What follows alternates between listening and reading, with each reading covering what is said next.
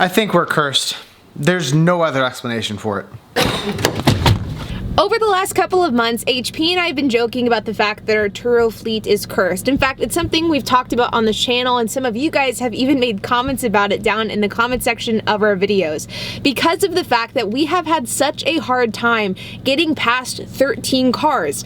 Every time we buy car number 13, one of our other cars gets wrecked, bringing us back down to 12. And then whenever we buy number 13 again, another car gets wrecked. For example, back in December, we bought a Mazda, our 13th car at the time. And then our green Hyundai got wrecked. And then later on in December, we bought another Mazda. And then our Maserati got wrecked. Then in January, we bought a Ford Focus. And then our Toyota Yaris. Toyota Yaris got wrecked, yeah. And just about a week and a half ago, we bought our Kia Rio. And now another car has been wrecked. Let's go take a look. So I saw this car last night, and I can't tell you if it was just rain coming off my face or tears, but I felt pretty sad looking at it.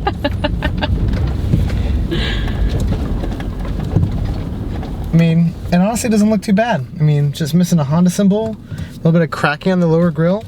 I mean, surely that can't be all of it, right? Wrong! It's pretty bad. Not great. There's a big scratch right here. Just a few scratches. But it's kind of loud, so let's take this home.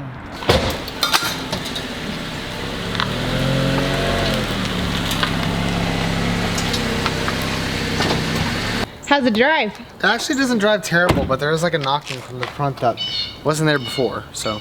So a few key differences with this accident versus some of the other accidents that we've had in the past. This was a renter that was obviously not at fault here. It's pretty obvious to see based off of the damage that the renter was rear-ended. Additionally, the renter that this happened to is a really good renter. So whenever the accident happened, actually last night, he called me right away or texted me right away and said, hey, I've been rear-ended. What do I need to do? So I gave him the instructions on what to do. He followed the instructions to a T, and he has been super, super great to deal with, which is pretty refreshing considering the fact that the last few rentals have been just a mess, and they've been with people who were incredibly irresponsible, whereas this one, obviously, the guy wasn't at fault, and he has been super nice, super cooperative, which will make this entire process easier. And like Aubrey said, this guy is a repeat renter, so he was super helpful. He was very communicative through the entire process. He got all the right information. The lady that ended up hitting him, her airbags went and deployed all the way through. His, however, did not, since he was rear-ended, and he was able to drive the car home and drop it off here at the lot. So whenever we got the pictures last night, it actually didn't look that bad. Now stay with me here, because it really just looked like a trunk, and it almost looked like the bumper didn't really take the impact, but it's actually the exact opposite. The bumper did take a pretty good part of the impact.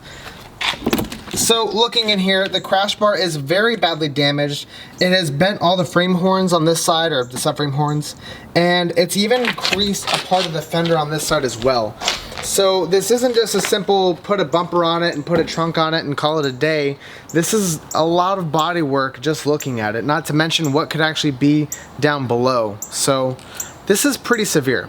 The renter was hit so hard that he did actually end up hitting the person in front of him. You can see based off of this minor damage here, as well as the Honda emblem that is missing as well. Though the renter did tell us that the guy that he hit didn't have any damage, and upon inspecting his car, he decided it wasn't even worth the wait for waiting for the police, so he just left. So we won't have to deal with the guy that our renter hit. Instead, we'll just have to deal with the woman that hit our renter. Now that's not to say that damage didn't happen on the front. Like Aubrey said, these little bumper pieces on the front did pop out. They can be somewhat repaired, but I will say that you can kind of tell there's some cracking on the paint here, which means that this entire bumper flexed pretty hard. And on top of that, there's a crash bar behind here as well, behind this bumper, so that could also be damaged. So there's some stuff that we can't see that does need to get replaced. So there is more damage on the inside of the vehicle, oddly enough, but this is kind of what the car's designed to do.